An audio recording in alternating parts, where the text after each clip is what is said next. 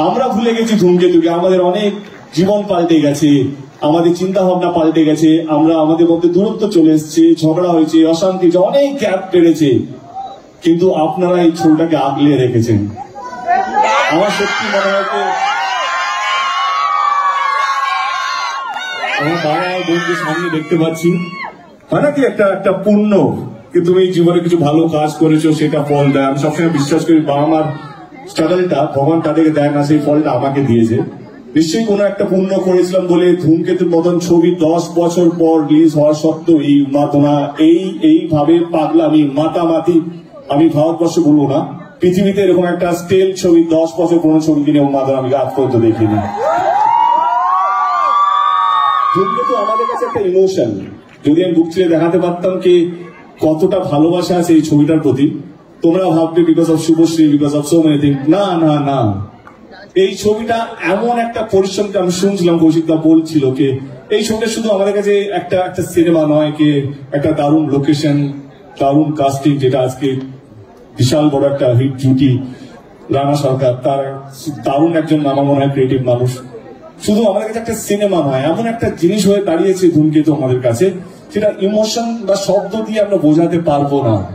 আমার মনে হয় 14 তারিখে যখন আপনারা ছবিটা দেখবেন, আমি যে শব্দগুলো এখন বলছি অক্ষর অক্ষর আপনারা বুঝতে পারবেন ধূমকেতু কেন এতটা আমাদের কাছে প্রিয় একটা সাবজেক্ট।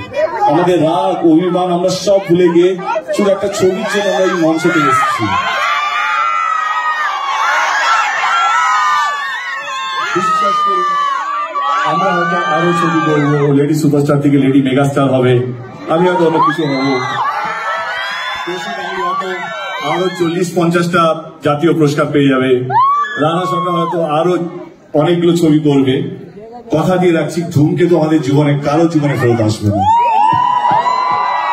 এবং আমি অ্যাজ এ প্রডিউসার ধূমকেতু কিছু দিতে চাইছিলাম, হয় না একটা 10 বছরের যন্ত্রণা, 10 বছরের একটা আবেগ।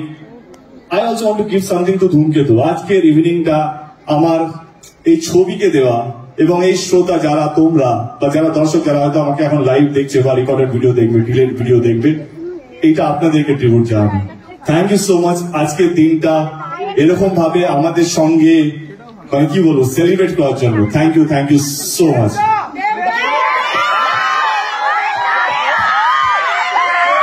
তোমাদের দুজনের যখনই কোনো সিনেমা রিলিজ হয় তখন সেটা আমাদের বাংলার দর্শকের কাছে উৎসবে পরিণত হয়।